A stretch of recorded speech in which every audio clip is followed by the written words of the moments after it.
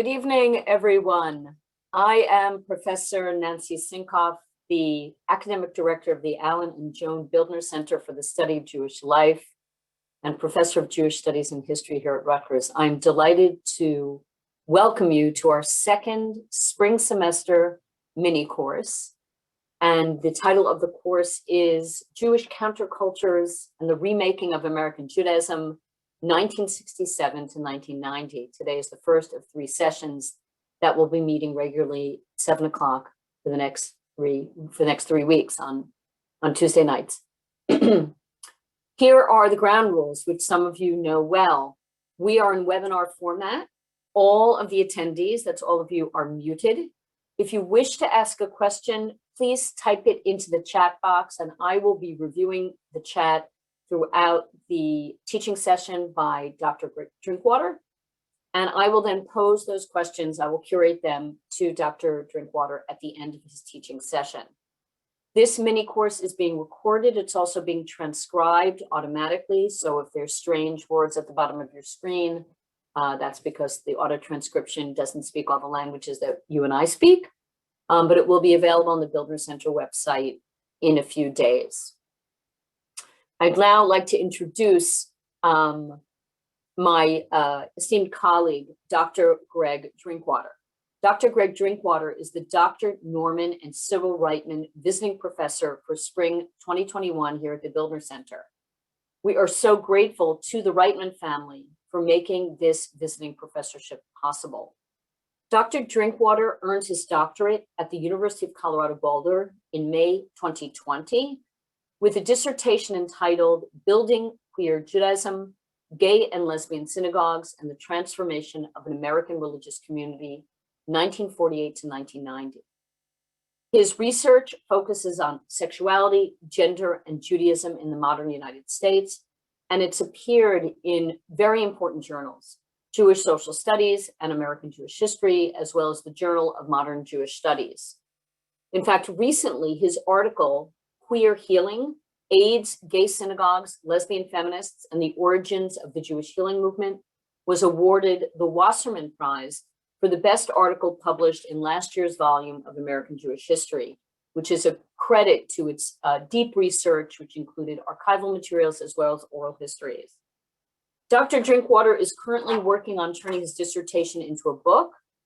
And here at Rutgers, he's teaching an undergraduate course, and as well as giving our mini course, and will also be leading a faculty and graduate seminar.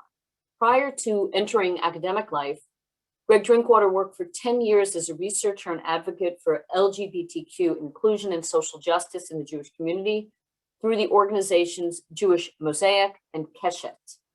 He's the co-editor of the book, Torah Queries, Weekly Commentaries on the Hebrew Bible, which was published in 2009. And he's working already on a new project which centers the history of LGBTQ Jewish American engagements with Zionism in Israel from the 1950s through the mid-1990s, and the emergence of the uniquely Jewish diasporic homo-nationalism or identification with the Zionist project. So again, I want to welcome everyone. Remember, you are muted. And please put questions in the chat. And now I will turn it over to Greg Drinkwater. Today's course is Paradigm Shift, Jewish Renewal, the Havurah Movement, and Judaism as a Revolutionary Force. Welcome. So thank you, Nancy, for the welcome. Thank you also to the Bildner Center for hosting me for this semester as a visiting scholar, and to the Reitman family for making this all possible. I really greatly appreciate it, and I'm learning a lot and sharing a lot with the Rutgers community right now and enjoying it very much, even though, unfortunately, due to COVID, I'm doing this from Colorado. So I'm going to dive right in. I'm going to start going back to the slide I think folks might have seen a moment ago. Hopefully that is now showing. So before we start talking today about Jewish countercultures, we'll first very briefly discuss the context of the American Jewish community in the first couple of decades after World War II. And then after we do that, we'll jump more deeply into the first of our three examples of countercultural activism within Judaism. Today, we'll focus on progressive and leftist Jews attempting to remake or renew Judaism spiritually. Next week, we'll consider radical and leftist Jews who are offering a countercultural political vision of the American Jewish world. And we'll also talk a bit about some of their cognates on the right. And in our final week, we'll talk about Jews remaking the boundaries of American Judaism to make space for sexual and gender minorities. Of course, all three of these categories overlap: the spiritual, the political, and the sexual. So they're not actually completely distinct, and they all complement each other, as we'll see. In each case, we'll also think a little bit about the legacies and broader impact of these countercultural influences within American Judaism, such that we may have to rethink using the term counterculture altogether. By the end of this mini course, I hope to convince you that with the benefit of hindsight, there's very little actually countercultural about these innovators and these activists. They succeeded in what they set out to do. They really did remake American Judaism such that today, much of what might have felt radical, revolutionary, or unexpected in its time, much of what once truly felt counter to mainstream Jewish culture is today normative. Many of the so-called countercultural innovations of the 1960s and 70s are today simply Jewish culture. So to begin, we're going to do a super fast Cliff Notes version of the couple of decades after World War II. This will kind of help set the stage for what the Jewish counterculture was reacting against. So there are four big themes that broadly define the American Jewish community in the first couple of decades after World War II: suburbanization, decline in societal anti-Semitism, a coming to terms spiritually, culturally, and politically with the Holocaust, and of course, the founding of Israel. We could list a few more, and probably any of you on this class could at least think of two or three off the top of your head. But for the sake of time, we're just going to deal with these. Let me just say a few words about each of them and why they matter as subjects for our mini course. So suburbanization. The move from cities to the suburbs was, of course, a broad American phenomenon in the post-war years. But American Jews moved out of urban areas at higher rates than almost any other ethnic group. By the mid-60s, roughly 1 in 3 American Jews had left urban cores. This represented actually a huge change for Jews who had previously been a largely urban people in America. So if Jewish identity had emerged organically in densely populated Jewish urban neighborhoods, in the suburbs, Jews were often cut off from Yiddishkeit. They didn't have the cultural apparatus of Jewish identity as organically available. Jewish identity was more diffuse and not automatic. It had to be nurtured.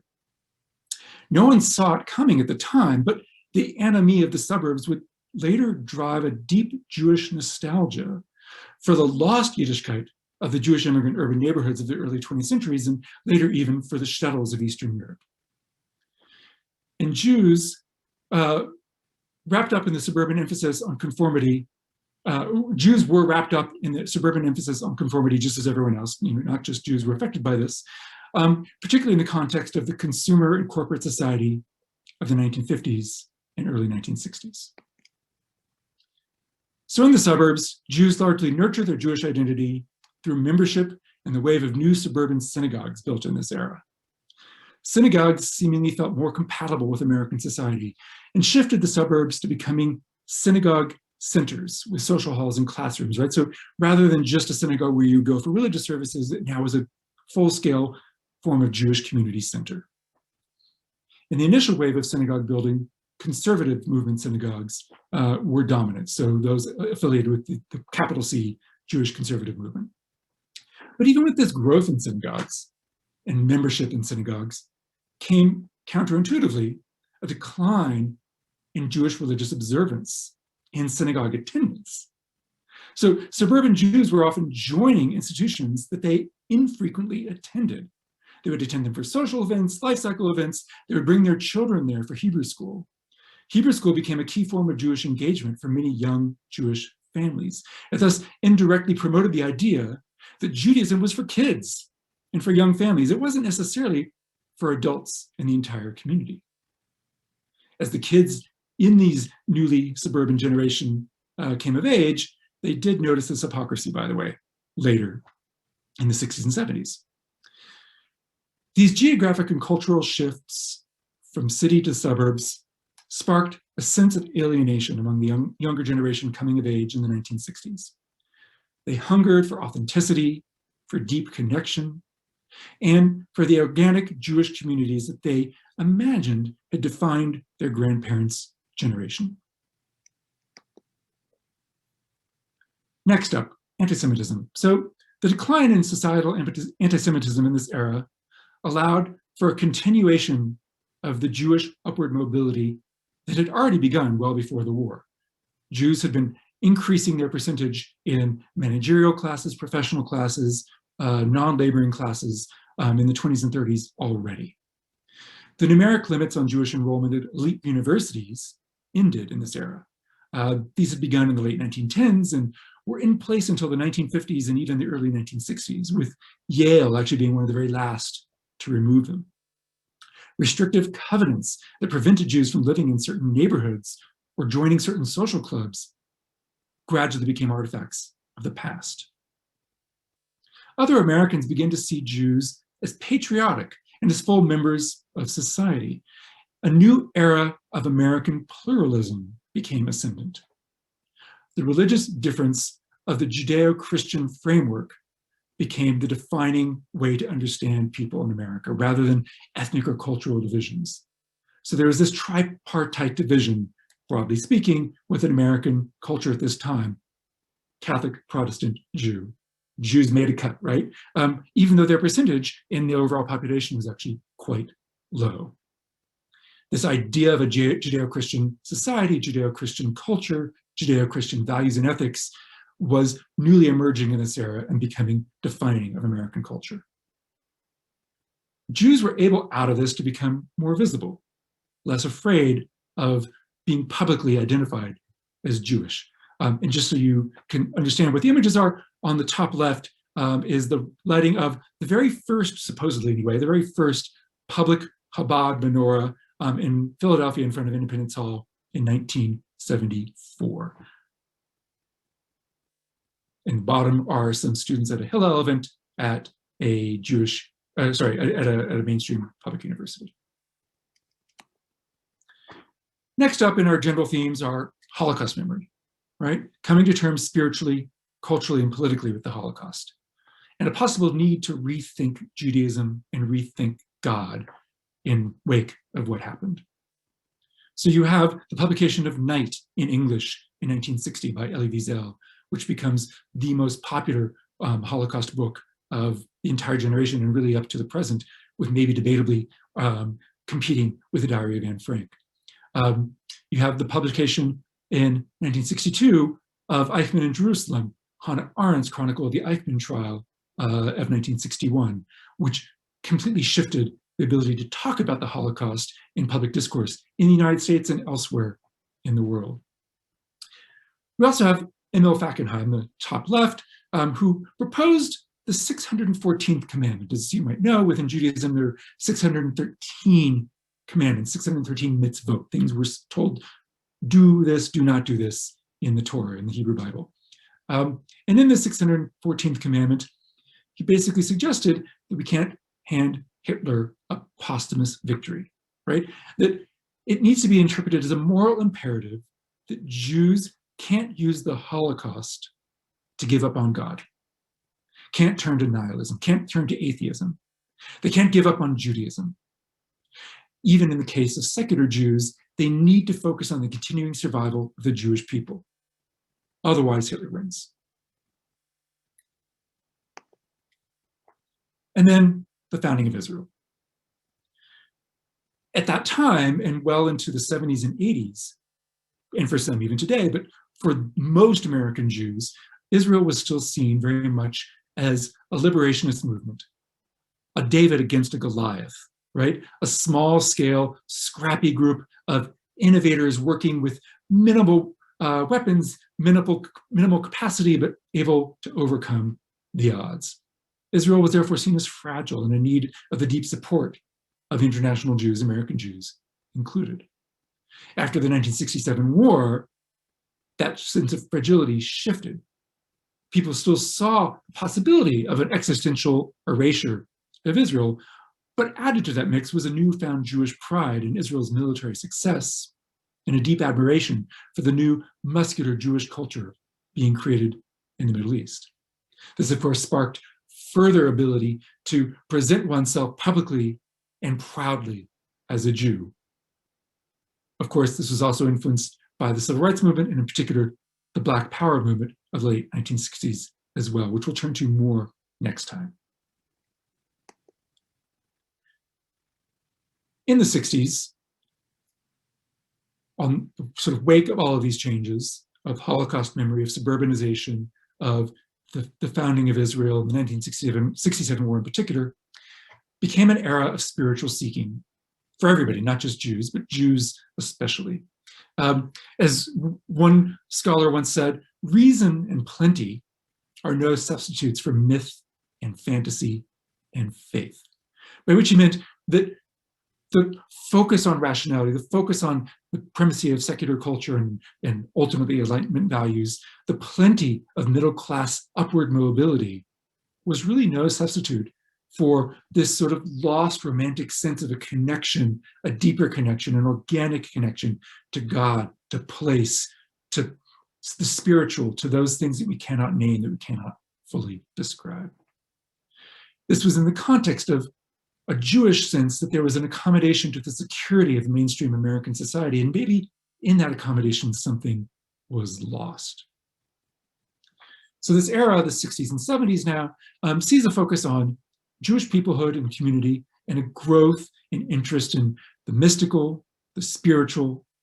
They're both part of a generational revolt against leaders in power then who were perceived as promoting a stagnant and moribund American Judaism.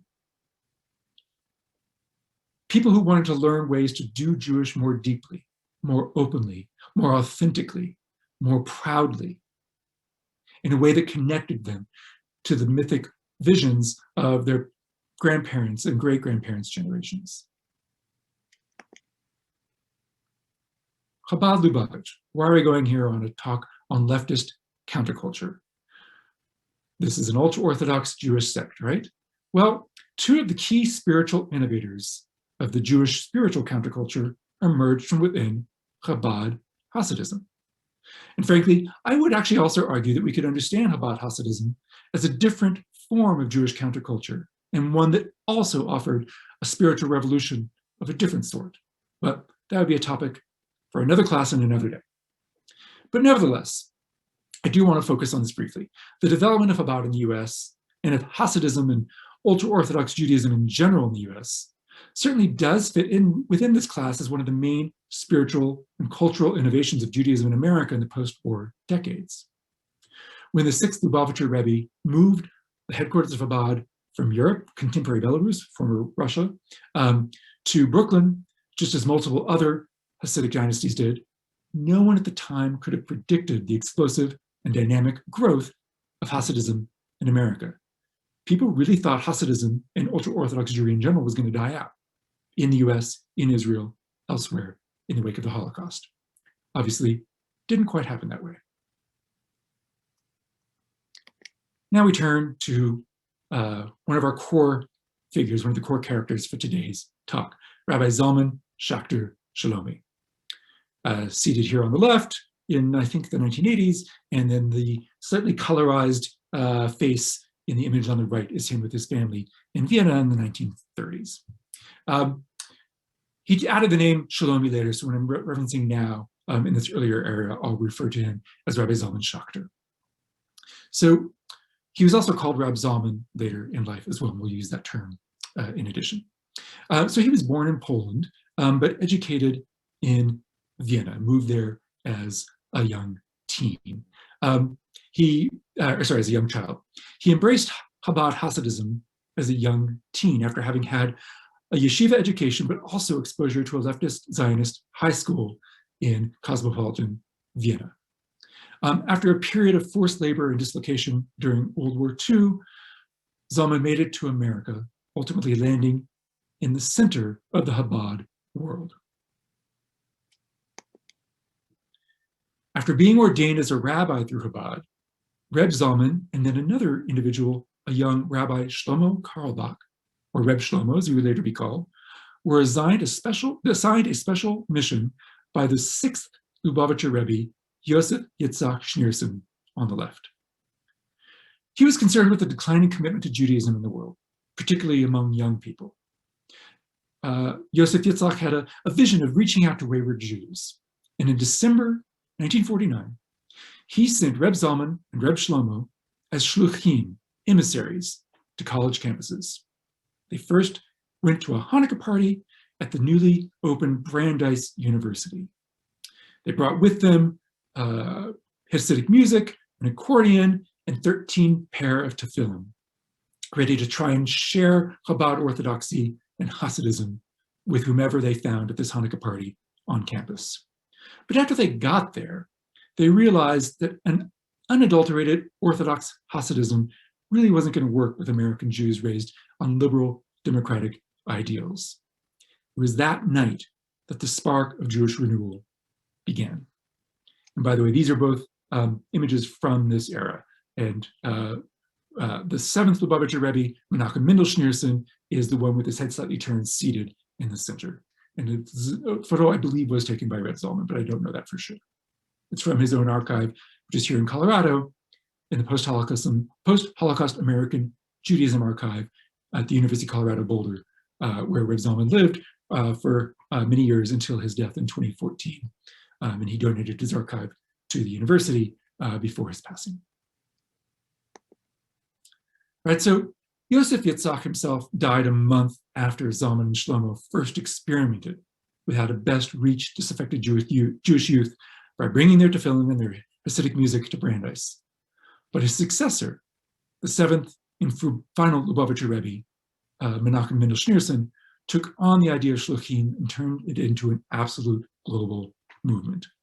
And here you see an image from the annual gathering of shluchim in front of the Chabad headquarters at 770 Eastern Parkway in Brooklyn. And there's usually thousands in attendance. It's quite a sight. Last gathering, of course, happened via Zoom because of COVID, but normally it's very much an in-person, amazing gathering. Right, so now turning back to Zalman and Shlomo. So they both continued experimenting with how best to reach young Jews of their generation. In the 1950s, while serving as an emissary in New England, Reb Zalman realized that the unidirectional conversation that the Lubavitcher Rebbe had initially imagined of emissaries bringing Judaism to Jews was actually more properly a dialogue, each side influencing the other. For Reb Zalman in particular, each interaction with a disaffected American Jew pushed him to find new ways to reach people. It also opened him up to the possibility of seeing America and its Jews as fertile ground for envisioning a renewal of Judaism, not one trying to recreate what was lost in the Holocaust and in the destruction of the shtetls of Eastern Europe. It would be a Judaism unafraid of engagement with other religious traditions, a Judaism that saw American egalitarianism and ecumenism as a source of creativity rather than a potential pollutant or threat to traditional Jewish values. Over the 1950s and 60s, although Dr. Shlomi then didn't disavow Chabad, Chabad grew increasingly uncomfortable with his experiments in Judaism. As Dr. Shlomi suggested once, he began a process of graduating from Chabad. And actually, one of the key moments in this graduation from Chabad is somewhat reflected in the middle image there. That image is taken of Zalman right after having done experimenting with LSD, which he did after meeting Timothy Leary in the early 1960s. After he experimented with LSD, he talked about it publicly.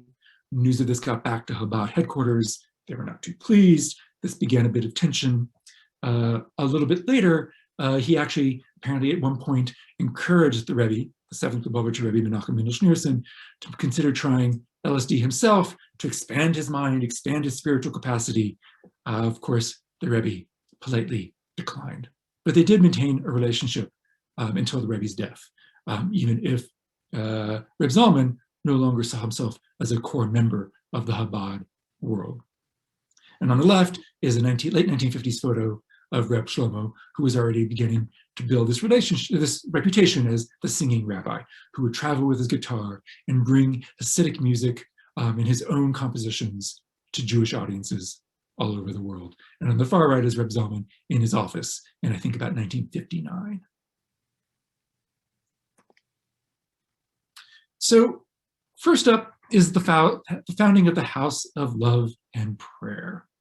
So Reb Shlomo, traveling around with the guitar, discovered that hippies and Hasids seemed to share a view of a broken world in need of fixing. They were on the same wavelength. In 1966, he was performing at the Berkeley Folk Festival and realized there that he could reach young hippies through his music. One of his supporters decided to try and grow the movement, and they initially began doing it in Marin County, just north of San Francisco, but another supporter agreed to rent a 2-story Georgian house on Arguello Boulevard in San Francisco, not far from the Presidio, and launched it as what was called the House of Love and Prayer. It functioned essentially by what today's standards we would call a Chabad house. Of course, they didn't call it that then. Chabad houses didn't emerge until a bit later. But it offered a spiritual and countercultural Jewish alternative that could compete with some of the other spiritualities then circulating among young people and young Jews in particular in the San Francisco Bay Area, in particular after the Summer of Love of 1967. A small group of dedicated individuals lived in the house, while dozens of others would participate in regular activities, and hundreds would join for Shabbat. Reb Shlomo only came in once every month or two, sometimes even less frequently. And for those moments when he was there for the weekend, the Shabbat gatherings could be 200, 300, 400 individuals flowing out onto the sidewalk, filling the backyard and the entire house.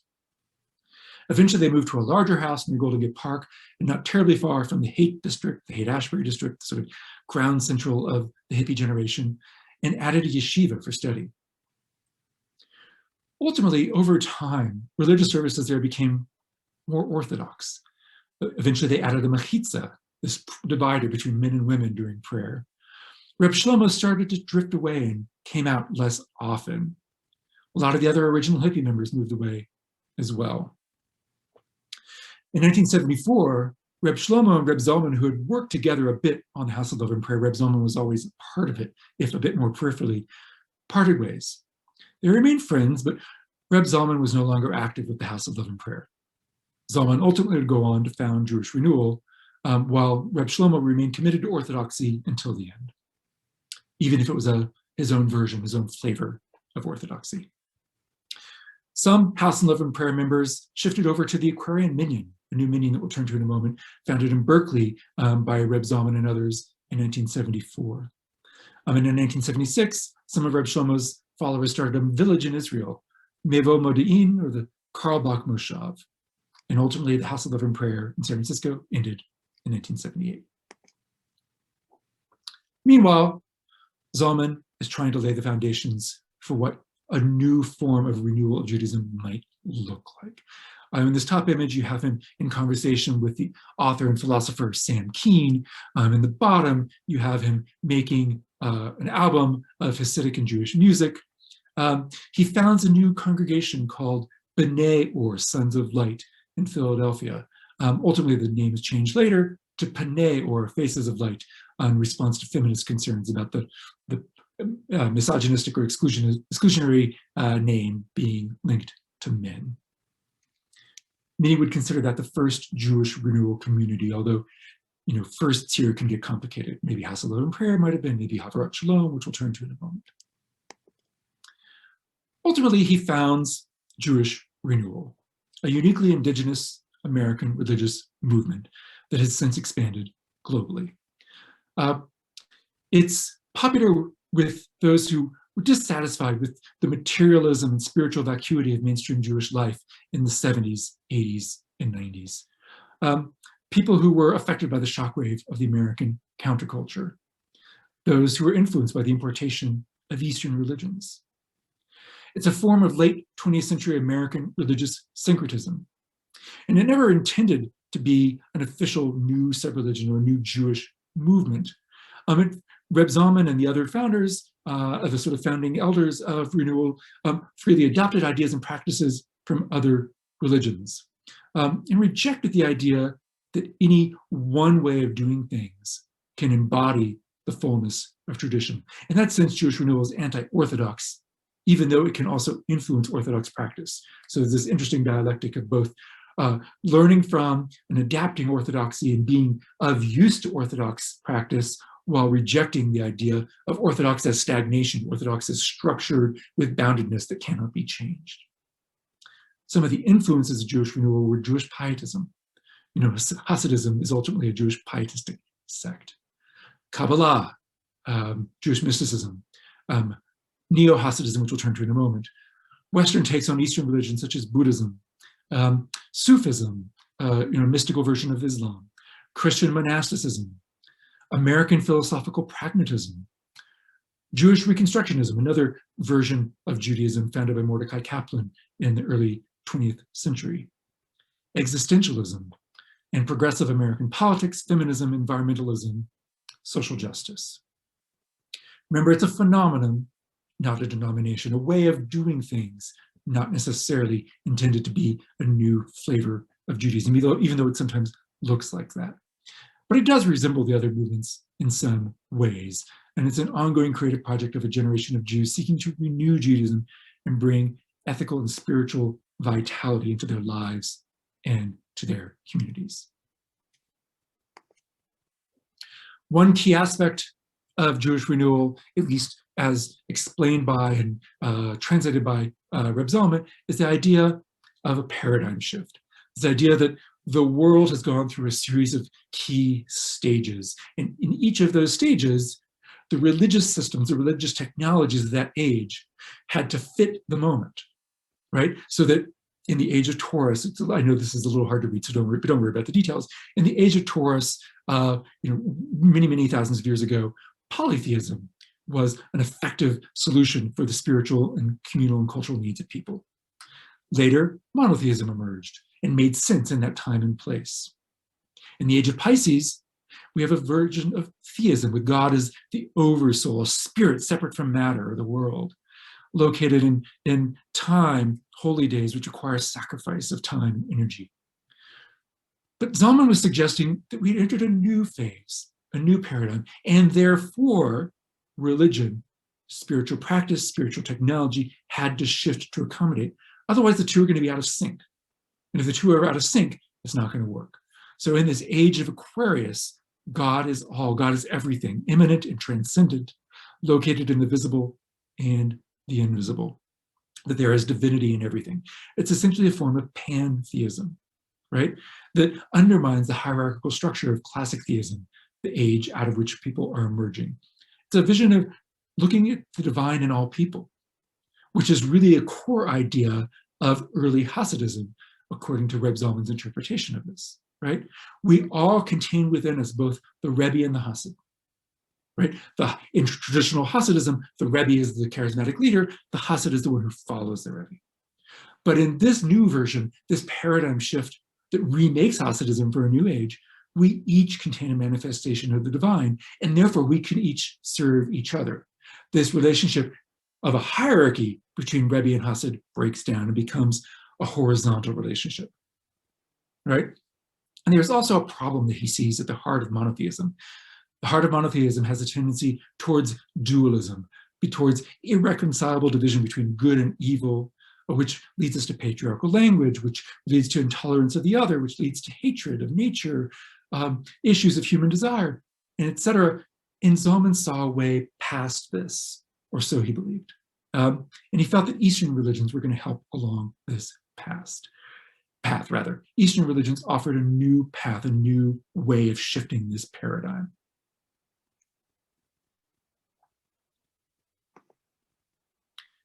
Neo-Hasidism. So Martin Buber and Abraham Joshua Heschel are probably some of the most influential figures who brought Hasidism or introduced Hasidism to modern Americans. And each offered a vision of the cultural and theology of Hasidism, but each missed one key point, according to Zalman. They didn't tell you how to be a Hasid. It was more intellectual, it was more academic. For Zalman, he wanted to know how to be a Hasid. And he understood that in Hasidism, you had to have this relationship between the Hasid and the Rebbe, but he didn't want it to be hierarchical anymore. In this paradigm shift, that wasn't going to make sense anymore. You needed a new model of Rebbeness, Rebbehood, Rebbe, R-E-B-B-E. It can no longer be one person around whom a community gathers and submits. Instead, it can't be a specific person at all. The hierarchy of this isn't going to work. So the new Rebbehood has to be relational. If it falls in the space between subject and object, it's a process. For Zalman, renewal is always a process of togethering, of doing things together in partnership with something else. Revisioning the Rebbe allowed for a lived devotional practice using Hasidism in a new way. It told Zalman how to be a Hasid. Part of being a Hasid is an act of submission, as we already mentioned. So feeling of being less rather than more, in service to something. But for Zalman, that didn't necessarily need to be hierarchical, it could be each other, right? So we each teach one another, we each learn from each other as Hasids. That we're each a Rebbe for the other. We're each the Hasid for the other. It's a station, it's a practice, it's a way of being in the world. Davenology, another one of Zalman's innovations. This term that he coined that refers to the study and practice of davening, which is ultimately a Yiddish word that is possibly derived from the Latin divinum, or the divine work. It means deeply experienced prayer, contrasted with tefillah, the Hebrew word for formal prayer, or prayer as sort of a formal structure. It's the investigation of how to achieve a deeper experience of prayer. Davenology is also used inclusively in Jewish Renewal and Reb Zalman's thinking to talk about all the aspects of worship in Jewish liturgical life, not just the literal spoken prayer, but meditation, right? The use of the talit, the use of tefillin, these other ceremonial objects and ritual objects within Judaism. Even the location of prayer, the structure of the prayer service. Davenology being sort of a new way of thinking about deep intentionality in prayer.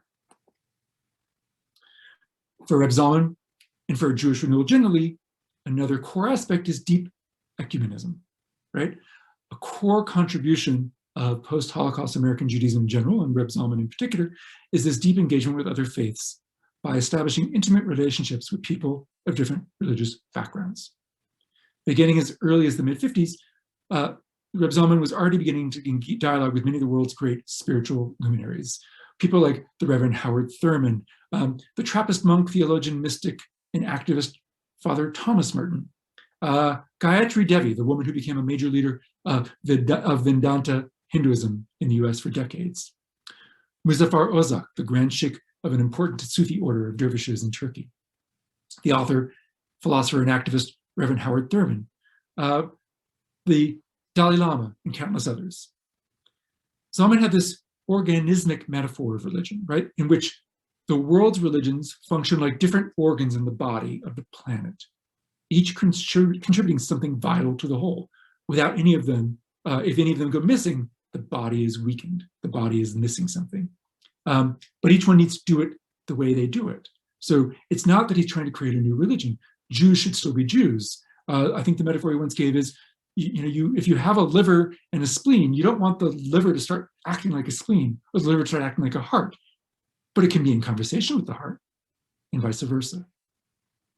So for this organismic metaphor of religion, each religion needs to not only respect and learn from, but also be supportive of each other to support the overall health of the body politic and of the religious sphere.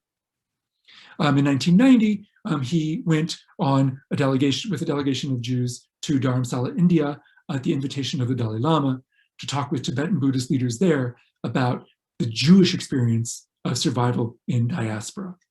This later actually became the focus of a book called A Jew in the Lotus, which was a best-selling book probably some of you have read.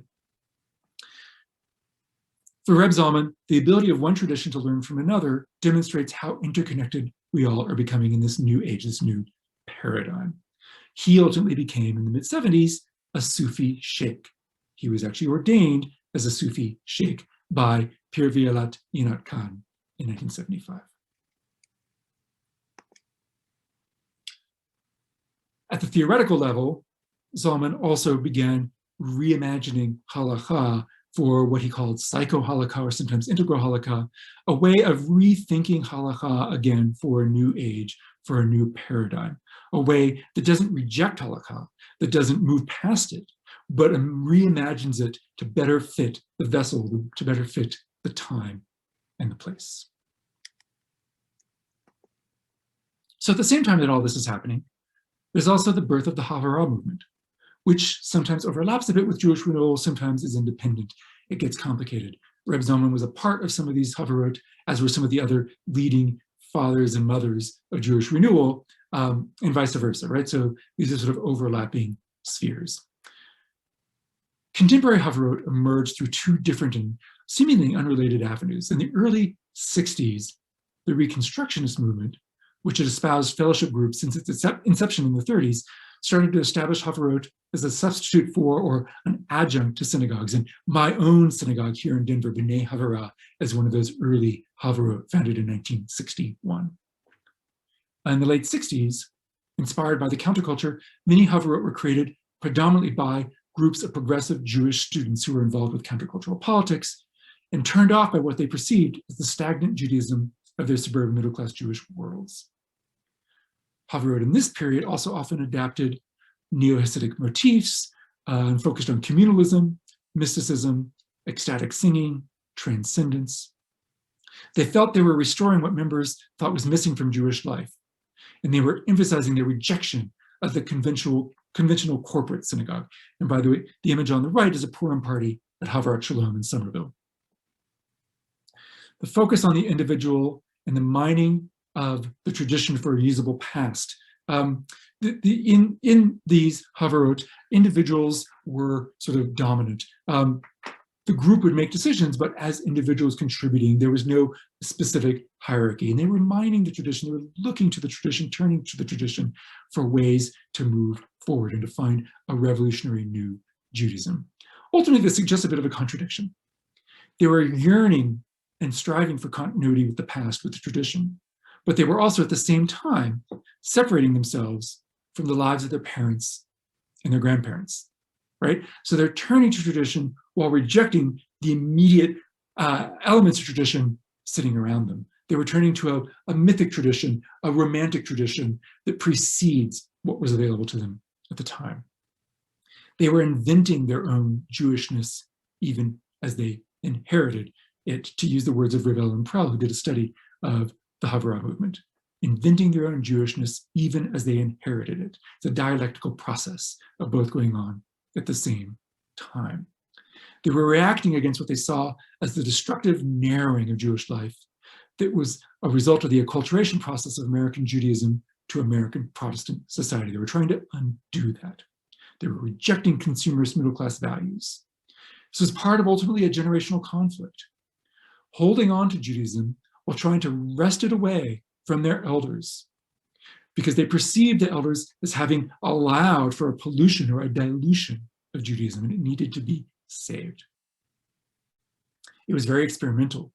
There was a fear of ossifying it, of having form dictate content. So there was a fear of it becoming its own version of orthodoxy in a way that was going to be problematic. Here's a quote from Rabbi Arthur Waskow, another one of the key founders of both the Havurah movement and Jewish renewal. Some of the other Havurot, Farbringen, you see the Farbringen fiddler's image there, actually received a small seed grant from the Jewish Federation in Washington, D.C. The Aquarian Minyan, top left, which was co-founded with Reb Zalman and a number of others, including Ruvain Goldfarb and Yehudit Goldfarb and many others.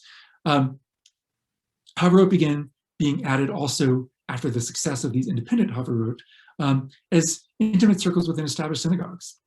An early initiator was Rabbi Harold Schulweis of Valley Beth Shalom in Encino, California, conservative synagogue. And by the 1980s, about a quarter of all Reform and conservative synagogues in the country had some sort of informal Havurot. The Havurot movement developed a sort of participatory Judaism, as Arthur Waskow says, right, that reaches beyond professionalism, that's about focusing on people in the community who are working in this sort of horizontal relationship, this I-thou sort of relationship of Rebbe Hasid, to use Reb Zalman's terms, not necessarily how it had been talked about in the Havurah, together. They focused on a sense of community, active participation of all members. They were egalitarian, they were democratic. They focused on Jewish meaning. This also promoted the idea of do-it-yourself Judaism, an expansive vision of what an embodied Jewish life might look like, a way of turning to self-actualization, to self-discovery, to an anti-assimilatory vision, a broader sense of how much your life could be infused with Judaism. The first Jewish catalog, do-it-yourself kit, edited by members of Havurah Shalom, and the Bible, literally, of probably in some ways more important than the Torah, than the actual Hebrew Bible, for many members of these early Havurot. So for those of you who looked at the things I'd asked you to look for before this session, you hopefully listened to a bit of an interview I did with Rabbi Marcia Prager a few years ago here in Colorado for a Jewish Renewal gathering.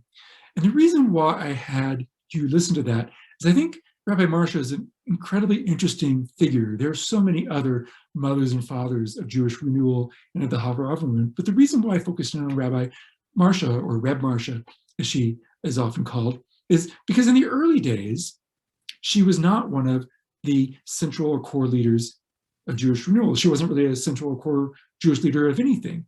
As she described in this interview, she was always on the boundary. She's always on the periphery, so much so that you might recall her saying that people even sometimes say, "Oh, Marcia, you must be misremembering. You weren't there."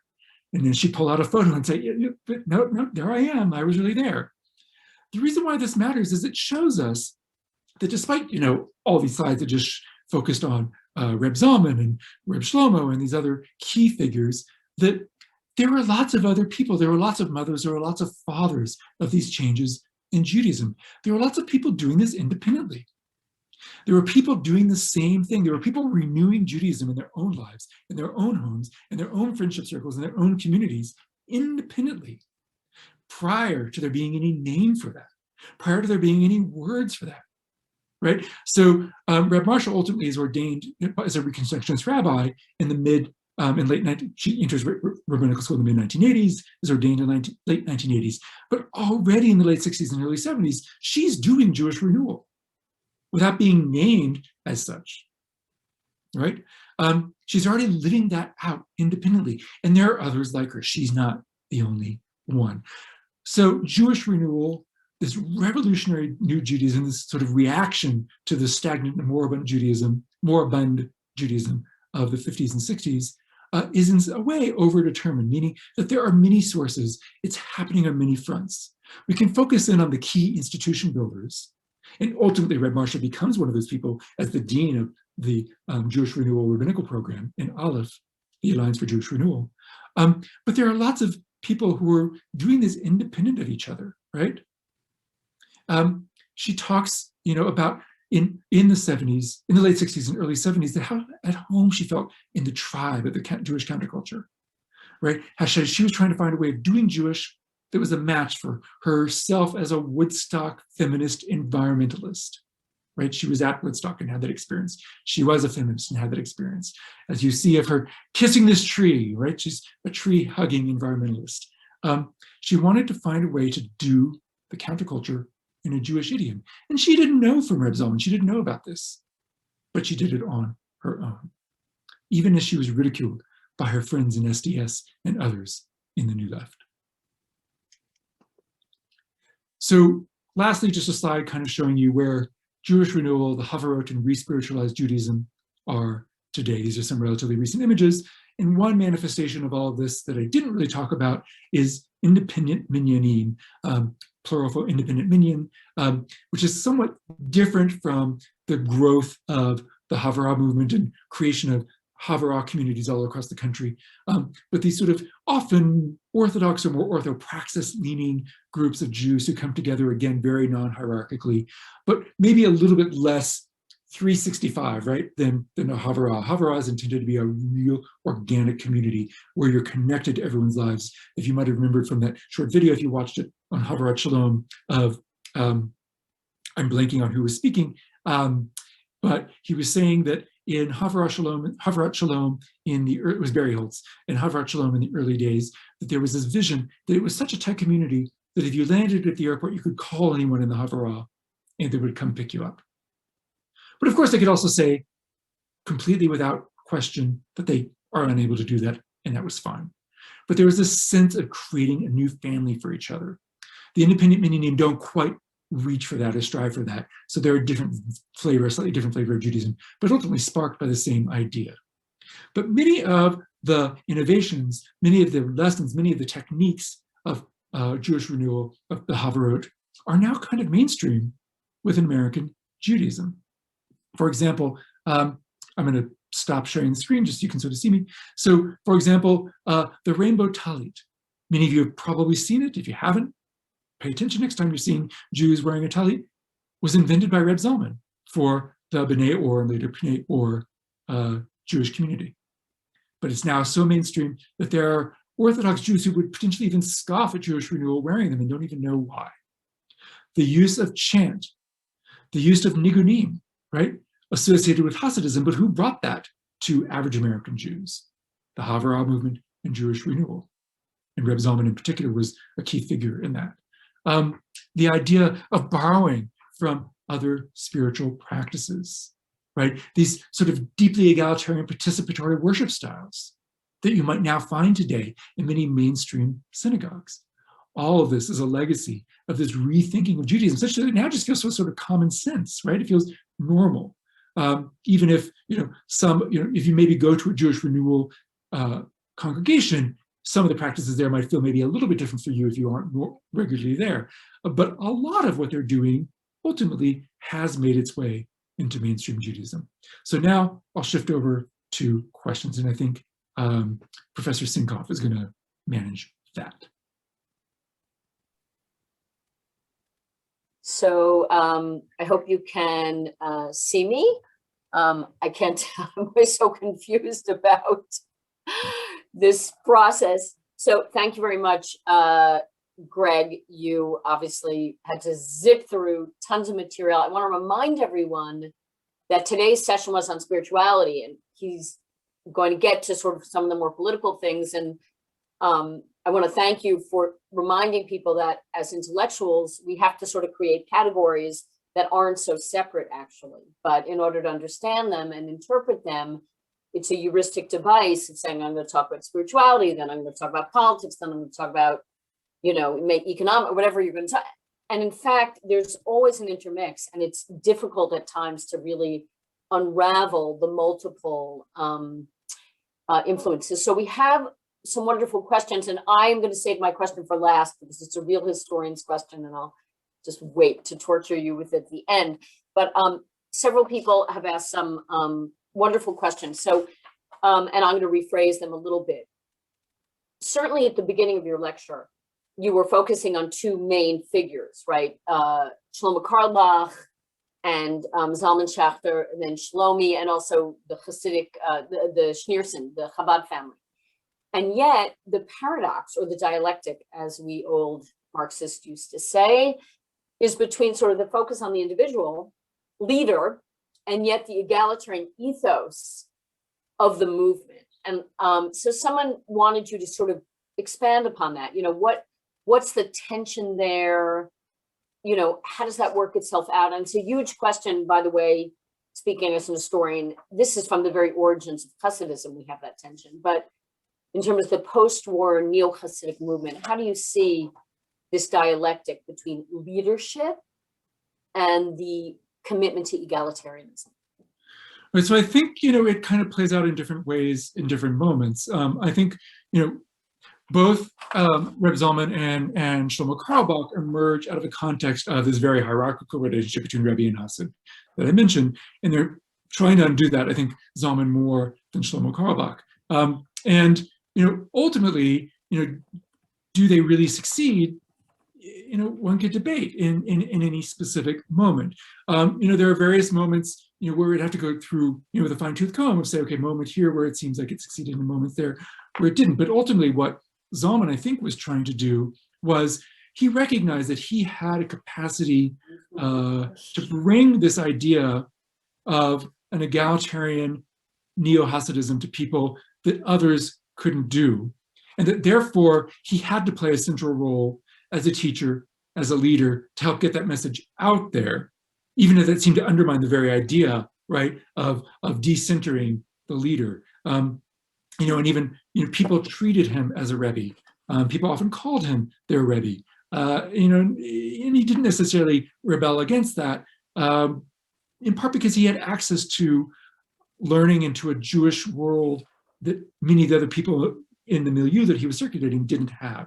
So he recognized the value of him being a conduit to bring that out into the community.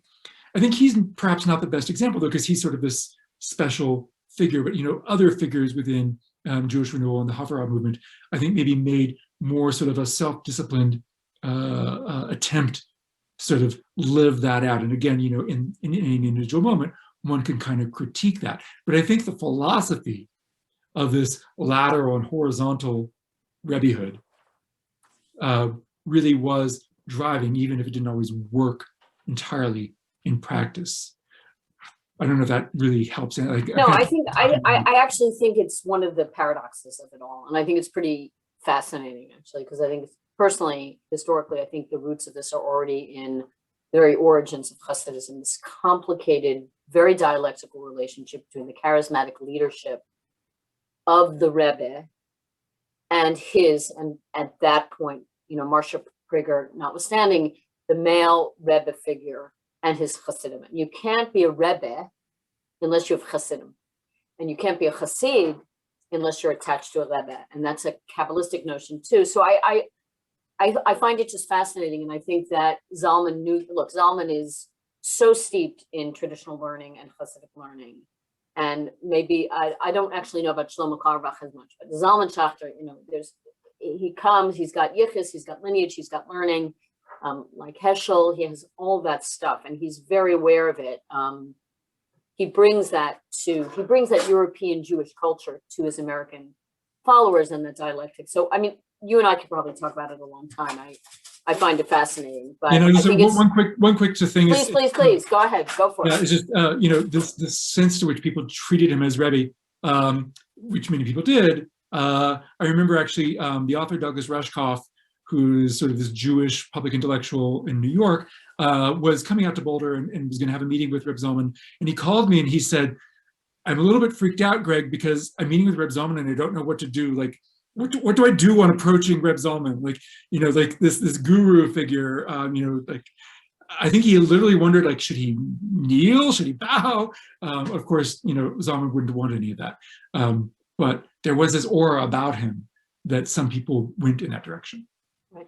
So I just want to note from the chat that Professor Chava Weissler, who some of you may know out there in this ether that I can't see you, Professor Weissler has written extensively on tradition of Ashkenazic women's piety in the early modern period on Tefillas, which these private supplicatory prayers written probably for women, but allowed for a folk culture of women's piety. She notes that actually Renewal and Havurah, that there is a distinction in just that idea of the figure of the Rebbe, that Renewal is drawn towards a neo-Hasidic charismatic authority of a Rebbe, while the Havurah movement tried very hard, and to this day tries hard, to have a more egalitarian horizontal notion of authority.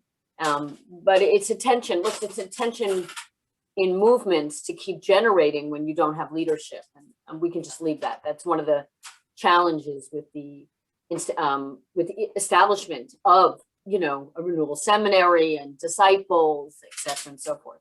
So leaving that issue aside, someone wanted to know specifically, is anyone out there, I mean, I know you're moving on to a different project, but is anyone else there looking at the growth of renewal chavurot or synagogues? Philadelphia has been so important for this because of Zalman, but where, how widespread is it?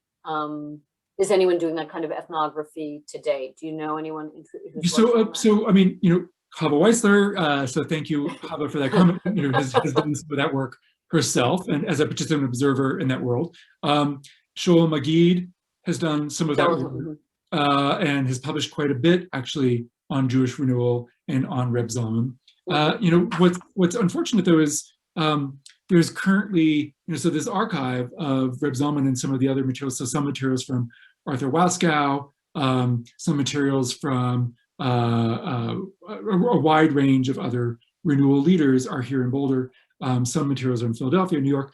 But as far as I know, there's no one doing like deep book length work. There's a number of people doing focused articles, sort of snippets that contribute to other things, but there's no one, say, doing a deep dive into the life of Zalman or the life of Jewish Renewal currently at the moment. And it needs to happen. Right. There are some folks who are more sort of participants within the Jewish Renewal world who have been doing some of that, but not quite folks who are sort of within sort of normative academic scholarship. Right. I think Hava may know different. She may know something I'm not aware of. Right. No, I think it's an interesting question about trends in scholarship. Sort of the nexus between religion and history, and we'll just leave it at that. And we have a general crisis right now in the humanities, so it's let's just leave it at that. So, anyone who wants to come out to Boulder, there's this incredible wealth of material here. Well, I think that's actually, it's sort of amazing. I want to say something about archives, and I'm going to ask a question of you, but I have another question from the audience. But archivally, I would actually like to ask you a little bit about that. Not only the materials that you have plumbed for your large research projects at Boulder, but what other archival sources? Because there's something, one has to have archival collections to be able to work on this stuff. And it's, the 60s are now almost 70 years ago. So where did you find, some of your fantastic images, where are there archival resources for this kind of study? Where can we find them? So for materials related to Zalman specifically, but also for many other figures within Jewish Renewal, a lot of it actually is in Boulder, in part because of this gift that Reb Zalman made that encouraged a number of other Jewish Renewal leaders to do likewise. One of the interesting things about Zalman is that he recognized, and it's unclear why, but he recognized from a very early point, going back to the early 60s, that there was some benefit in recording, audio recording, almost everything he did. Not just like public talks, but he would, teacher-student relationship, private meetings. He recorded hundreds and hundreds and hundreds of hours, thousands of hours of tapes. And those are all in the archive, and many of them have already been digitized and are available online. Many of these images I was showing you are from the archive, which is this treasure trove of photos. There's notes, there's all kinds of material.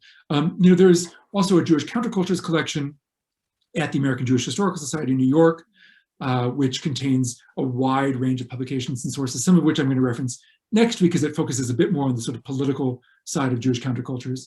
But there's also the Jewish counterculture material at the University, Penn, at the Katz Center, where they've done a series of oral histories of folks from Havurah Shalom, which is a very deep collection that I believe Jane Guberman did, was sort of in charge of that. And so that's been an amazing resource. So I guess there's a long way of saying the bulk of the material is visual and audio, less than written. There of course, there are some written materials as well. But there's just a wealth of audio recording, of photos, of videos, storytelling of in the moment and storytelling in the past, etc. I also did a series of about a dozen hour to hour and a half long interviews with some Jewish Renewal leaders, Marcia Prager being one of them.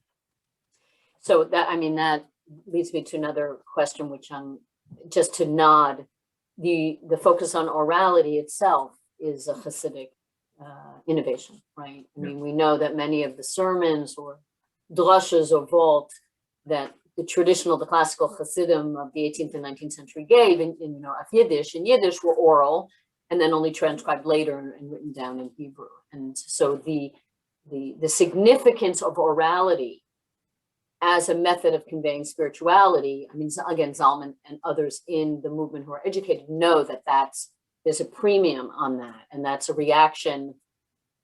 I always am reluctant for people to say that Hasidism is a reaction and about dry Talmudism. That's not really true, but certainly it's an innovative practice. And on innovation, I just want to note your comment that the spiritual changes or shifts of the so-called counterculture become mainstream.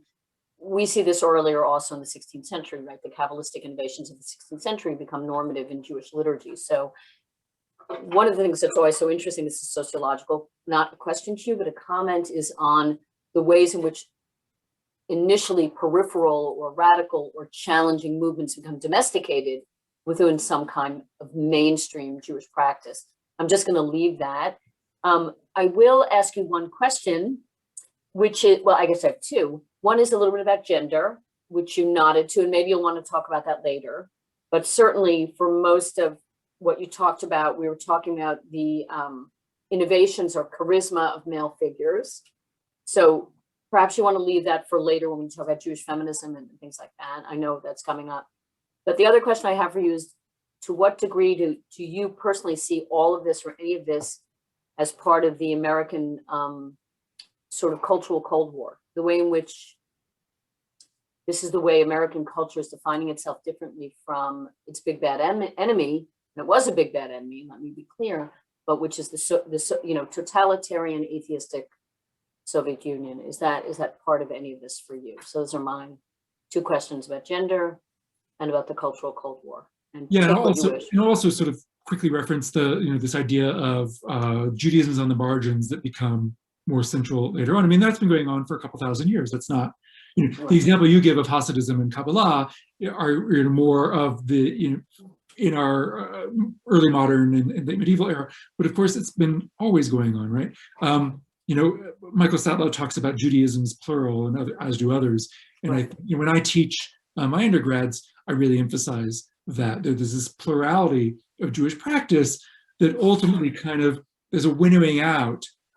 Some things get taken in and others drop out, but it's not static, right? It keeps doing that. That process of winnowing out happens over and over and over again, and adaptation continues as it is now. I mean, I think Reb Zalman was onto something with this idea of paradigm shift. I mean, he wasn't rooting it necessarily in a deep understanding of Jewish history per se, although, I mean, to some extent he was. He had a much more macro perspective, but I think one could take his idea of paradigm shift and sort of do a more micro deep dive into scholarly Jewish history and find these interesting moments where there is sort of something there about these needs for different types of Jewish practices in different moments. On gender, yeah, so I absolutely am planning to talk about that more in the next two sessions, the next session in particular. The sort of most of the key figures in Jewish renewal until very recently were men, although not exclusively, so Marsha Prager, Shefa Gold, there are a number of others. And in the Havurah movement, again, that video that you might have watched if you saw the video on the 9-minute video on Havurah Shalom, the 90% of the members were men in their early years. And there was a debate about, does a woman even count in a minyan, right? They had to have that as a discussion, right? Of course, that shifts over time. And in general, in non-Orthodox American Judaism, there's been, what many scholars have noticed, which is a sort of feminization of Jewish leadership in the last roughly 20 years. So there's a marked change to the present. But in the 70s, in particular, it was a pretty male-dominated space. And we'll talk about that more next time, like how that plays out, what does that mean? Right. As for the Cold War, I think there's a couple things going on there. I mean, there's sort of the new left reaction to the old left, right? That if the old left, might have included individuals who were, devout communists or devout Marxists, the new left was in part reacting against that, particularly in light of sort of the rejection of Stalinistic Soviet policies. So there's sort of this sort of ideological, philosophical aspect, and we'll talk about that slightly more next week, which obviously is something quite a bit about for your own scholarship on Lucy Davidovich and others. But I think there's also just a general thing that I wouldn't say put it in a Cold War context per se, although maybe it is, but also just the unique nature of American Judaism, right? That American Judaism is founded on sort of Protestant congregational structure, right? That American Judaism is sort of modeling that, combined with the fact of not having any actual rabbis until the mid 1800s at all, and then they were imported from Europe at that. So this sort of deeply grassroots, deeply egalitarian nature of American Judaism, as distinct from the Judaisms practiced pretty much everywhere else in the world, where there's often a chief rabbi of the nation or the community, where there might be some sort of board of deputies who kind of controls things at a much deeper level than, say, our Jewish federations do in the US, where the idea that you just start a new congregation is not really quite so simple. So there's something about American Judaism, and when we get to the week on sexuality and gender, that's really going to play out about why did American Jews, American queer Jews found gay and lesbian synagogues, and this didn't happen anywhere else in the world. Because that's what you do in America. That's an option here in a way that it isn't elsewhere. I get you, just to nuance this a little bit, and then we'll have to say goodnight, which I guess what I was thinking about is the way in which religion and spirituality become an expression of American freedom. And that's very much in contrast to the way, someone would fight in, identify freedom in Eastern Europe in the period of the Cold War. Right, and that goes back, of course, also to the Protestant, dominant Protestant culture of, right. But also to Roosevelt, we're going to fight for the right to be religious, right? With that part of the four freedoms. And thinking about our suburban, I love those pictures of the suburbs. This idea of sort of American Jews sort of en masse leave these urban centers and create synagogue structures that they can go to just the way Protestants go to church and Catholics go to church. And so just the way spirituality and religion are always there, embedded in the American ideal of freedom. And we're talking about a long Cold War, forget the pre-war period, but from 1945 until 1990, we're talking about a Cold War period. So right. Absolutely. Anyway, I could ask a lot more questions, but I see it is 8:13. I don't think we have any other questions in the chat. People have some. I want to tell our audience, if you have very specific questions about the course, about materials, just go on the Bildner website. I put also our administrator, Jenny Gurman's name and her email in the chat. Don't hesitate to reach out so you can have, have the materials for next week. And if you have other questions for Dr. Drinkwater, save them or send them to Jenny Gurman and she'll forward them to Dr. Drinkwater. I want to thank you all for coming, and I want to thank, again, the Reitman family for sponsoring the visiting position, which has allowed us to benefit from Greg's incredible erudition on American Judaism. I want to thank the staff, as always. Yvette Gonzalez Soto is behind the scenes. You can't see her, but trust me.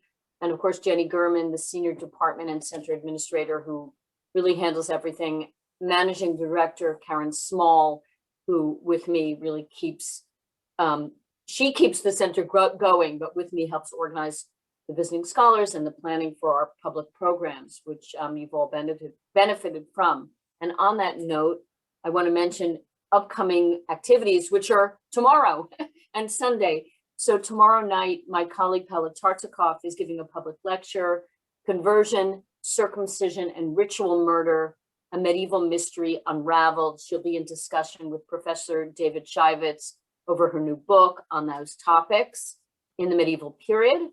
On Sunday, we have a program, an artist's book with the artist Rick Black, in conversation with my colleague Gary Rensburg on the poetry of Yehuda Amichai, one of Israel's foremost Hebrew poets of the modern period. On April 12th, Jeffrey Chandler, my colleague, is giving a talk in conversation with Josh Lambert of Wellesley College on Jeffrey's new book, Yiddish, Biography of a Language. And last, in April, we have a program with bass singer Anthony Mordechai Tzvi Russell on the intersections and convergences of African-American spirituals and the Yiddish folk song tradition. So I welcome you to all those events, and most especially, I look forward to seeing you next Tuesday. And I want to thank Greg again for a great first session. Good night, everyone.